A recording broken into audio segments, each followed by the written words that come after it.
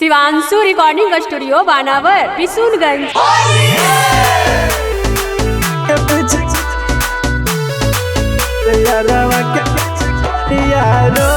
Mix by Rajnish Premi Yadav.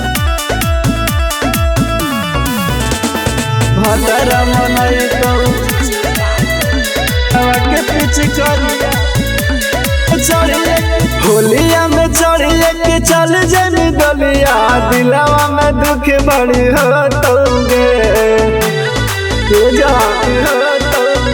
आगे। होलिया में चढ़िए के चल जनी डलिया, दिलवा में दुख बड़ी होतोगे।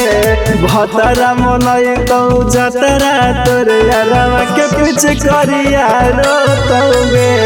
भतरा मनई तो जतरा तोर यारवा के पीछे करिया रोतोगे।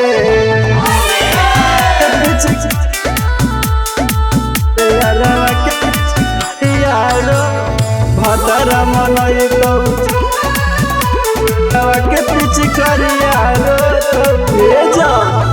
अब के करा रंग डालबै हमर सोना, गिलही वीरान कके दिलवा के कोना, दिलवा के कोना।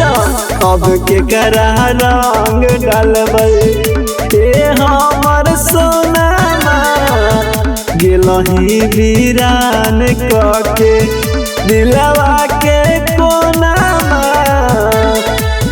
आगे अखिया से गिरे तौलरा गम के बोझा दीवाना ढोतोगे। भतरा मनई तो जतरा तोर यारवा के पीछे करिया रोतोगे। भतरा मनई तो जतरा तोर यारवा के पीछे करिया रोतोगे।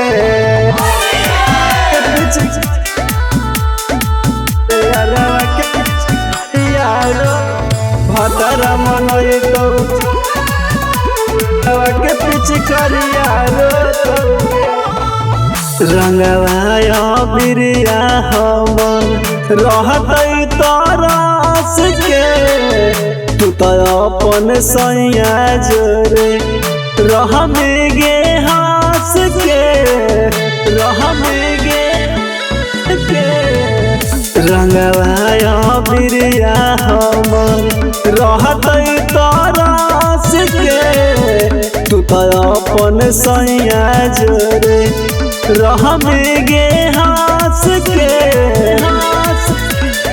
कहो चंदनमा लागतन मनमा, रजनी से जाबटोगे। भतरा मनई तो जतरा तोर यारवा के पीछे करिया रोतोगे। भतरा मनई तो जतरा तोर यारवा के पीछे करिया रोतोगे। शिवांशु रिकॉर्डिंग स्टूडियो बानावर बिशुनगंज।